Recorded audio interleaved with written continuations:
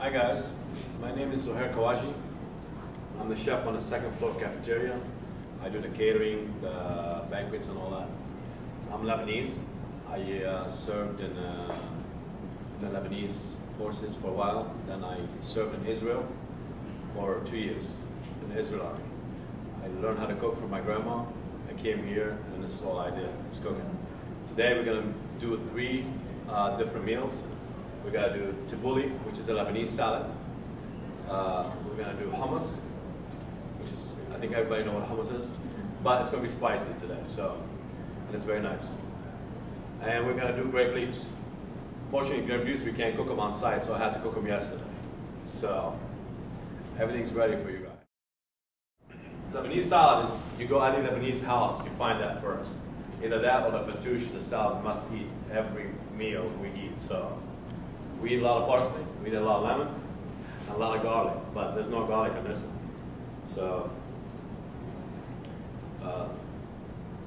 everybody in Lebanon does the Tabouleh different. I mean, if you go from region to region, some add green pepper, some add green onions, some add, green, whatever, some add a little bit of jalapenos to it.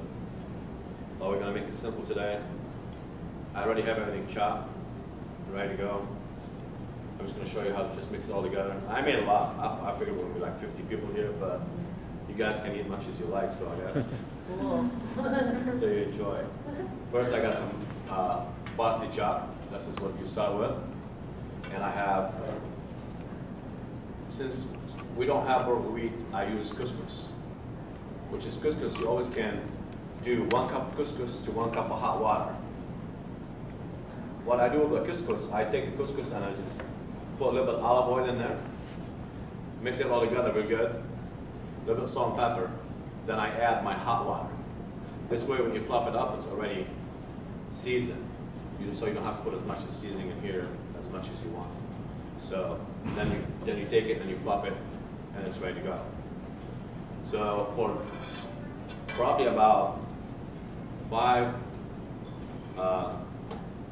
bushel of parsley, you do 1 cup either bulgur wheat or couscous or whatever you like. So bulgur wheat comes in 3 different grades. It comes in a thin, medium, and large. That's just about the cut. So this is number 1. It's like a bulgur wheat, which is the thinnest one of all. Most people don't soak it. They put it in there. They let it marinate with lemon juice and olive oil. But if you want to eat it direct after you make it, you have to soak it with some water. You soak it and you just let it sit for a little bit. Then you just mix it all together. And chopped tomatoes and red onions. So what I do is, this is the easiest thing to make ever. You chop your parsley, you add your bulgur wheat or your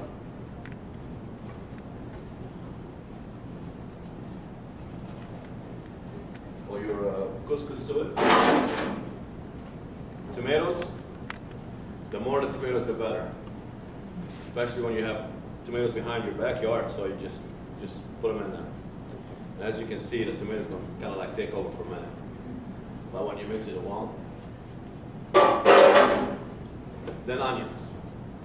That's a matter of reference, how you want your onions. I like mine very thin because I love onions, don't get me wrong, but in my tabouleh I like them thin, so I chop them very thin. This is 1 onion for the whole bowl, so. And this is the simplest thing, like I said. This is the simplest thing to make ever. All you add is a little bit of salt to it. I don't know how to measure, guys, so I just add lemon juice to it.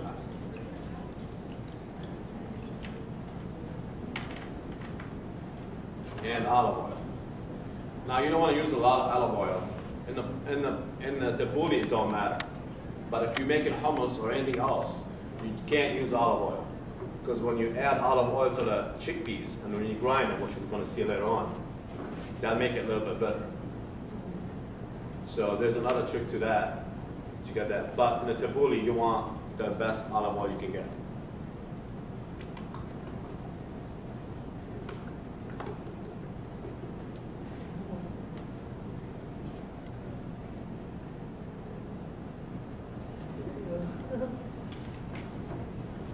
And the sour it is, the better it is. But I don't know how you guys like it, so yes. What, you know how there's different levels of olive oil? Yes. So, what, the darkest? Like that's the dark. Because, you know, there's light olive oil, and there's the one, you know, there's one they always say in the store sauteing, and they say this, and they say that. Correct. There's, most likely the darkest is the best grade of it because it's the thicker one of them. Okay. But it should say on the bottle what's the percentage of olive oil is. Of course, olive oil is very expensive, so the more you pay for it, the better is olive oil going to be. But sometimes olive oil will be bitter. But if you see the good olive oil, you see like a little cloud on the bottom of the bottle. This one don't have it, this is clear. But you see like kind of like different color on the bottom. It's like cloudy. So it's a little different. Don't be discouraged if you see a little bit on the bottom. This is the olive oil. Especially if you put it in a cooler, the olive oil, the good olive oil, it tends to turn a little white. So there's no problem. I mean, my mom buys 5 gallons at a time. So my mom still sent overseas to get her olive oil. I don't know why, but that's okay. I enjoy it anyhow she makes it. So.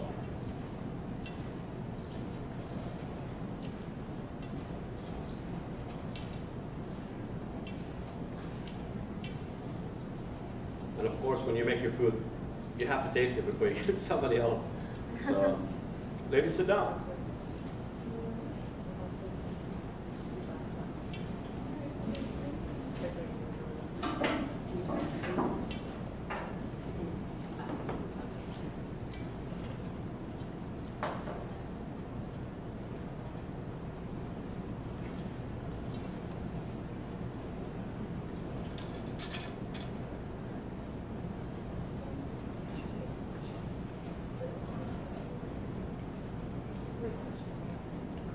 I'm not going to make it sour, but this is very good.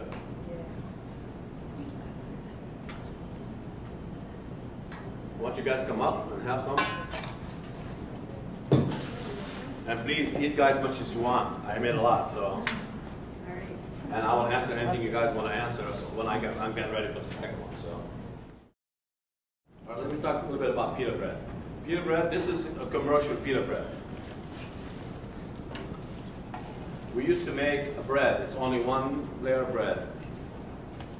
My grandma used to wake up 3 o'clock in the morning. Actually, she'd have the dough ready the night before. She'd wake up 3 o'clock in the morning, and she'd go down the basement, which is, we have a lower floor and an upper floor, but the lower floor is open outside. So she goes downstairs and start getting the dough. She'll cut the dough in the little balls, and they make it like the opposite of that side of the ball. It's this big. And they start a fire. We have a place outside that we start like a fire under it, and they cook pita bread this big, no lie. And it's so good when it comes right off of the thing. This is like nothing. I mean, this is a commercial one. When you go to the countries in Lebanon, they don't have that. This is a pita bread that everybody knows down the city and like the middle of Lebanon and stuff like that, but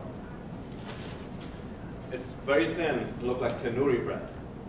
If somebody know what tandoori bread is. It's very, very, very thin. And they will cook, they make like 300 pieces of bread every 2 weeks. Because we were 4 boys and 1 girl, so we're a big family. So my grandma always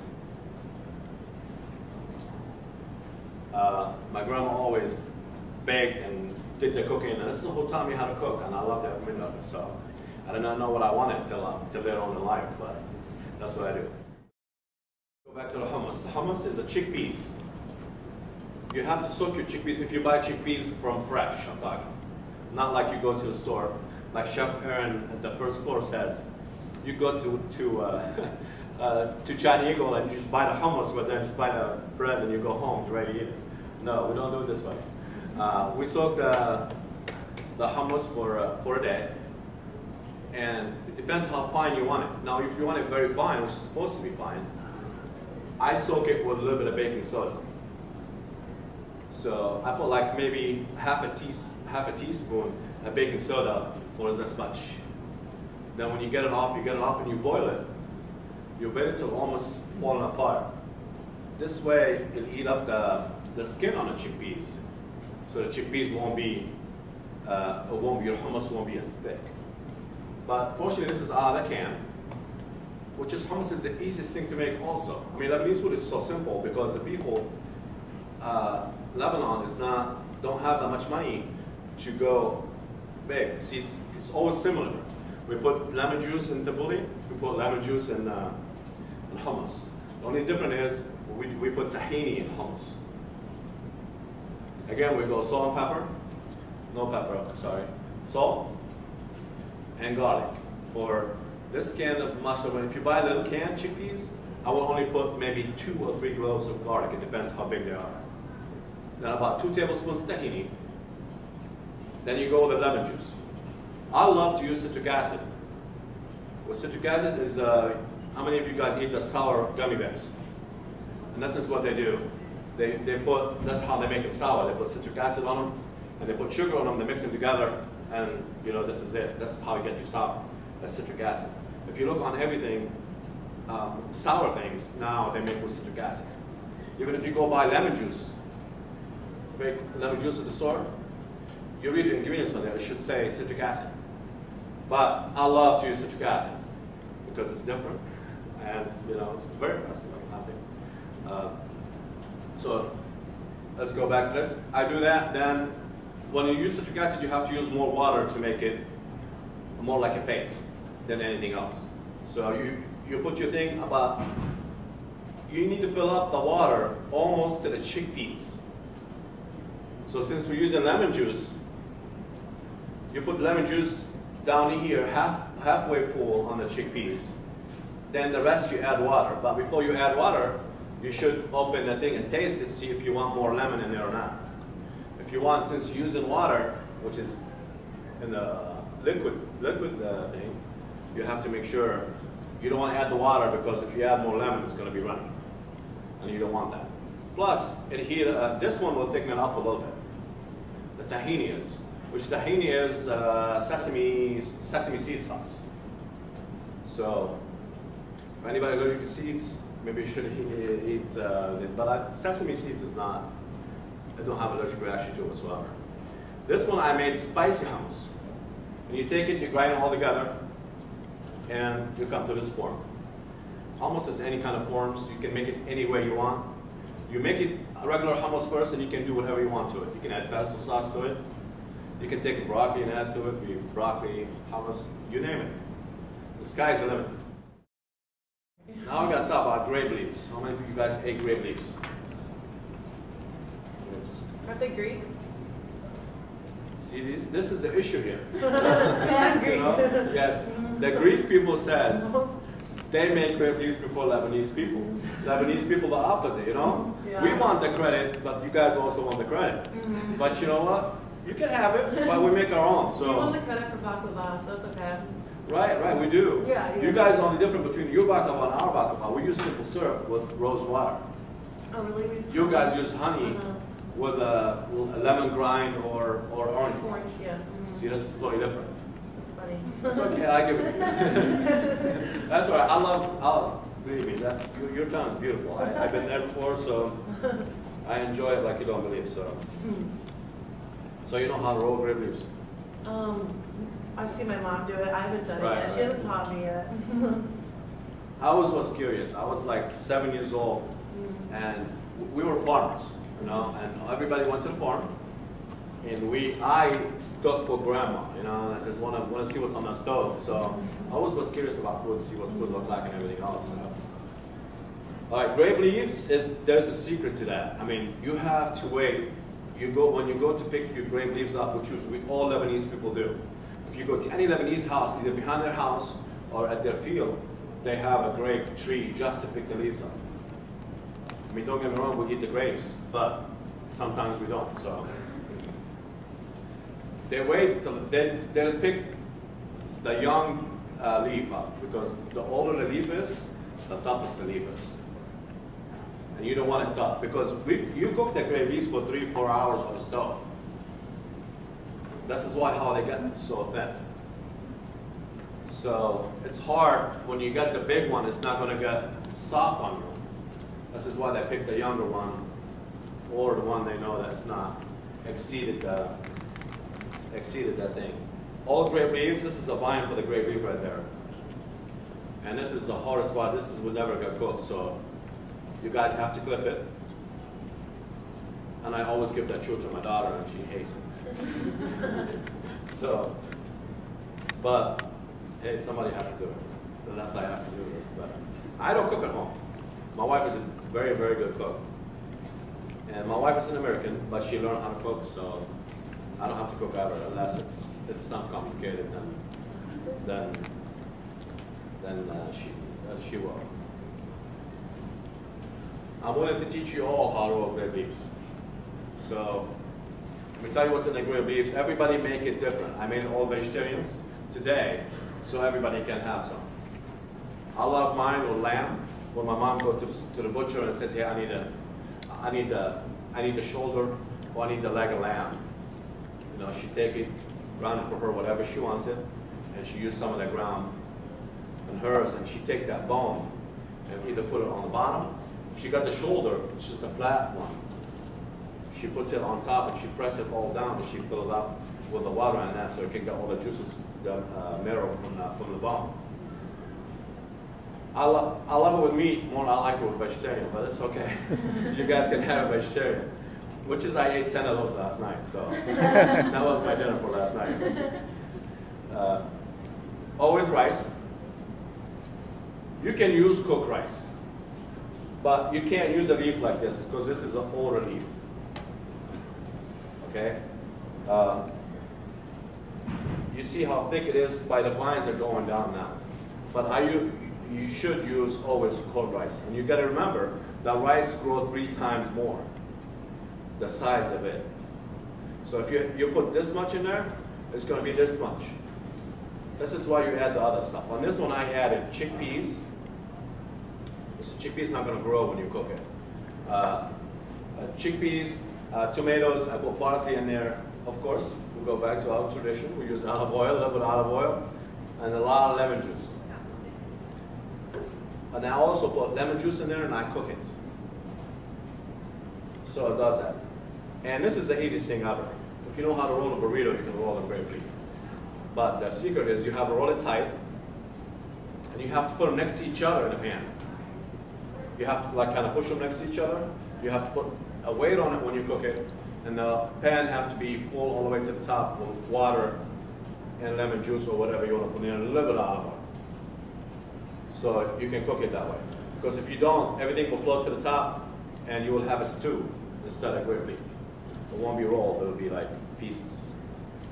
You can put it in the oven, but you got to make sure it's tight. It's nothing coming out the pan or nothing out like that. So this is why you see your mom making grape leaves. She have a round pan, and she have a plate on top of it. So nothing will go anywhere. So everything will stay the same way. So let's say we have a pot this big, and our plate that fits right in there. And she put the plate right on top of it, and sometimes. So what I did yesterday, I made these in a 4-inch hotel pan. I took another pan, put it on top, filled it up halfway with water, and I put it in the steamer.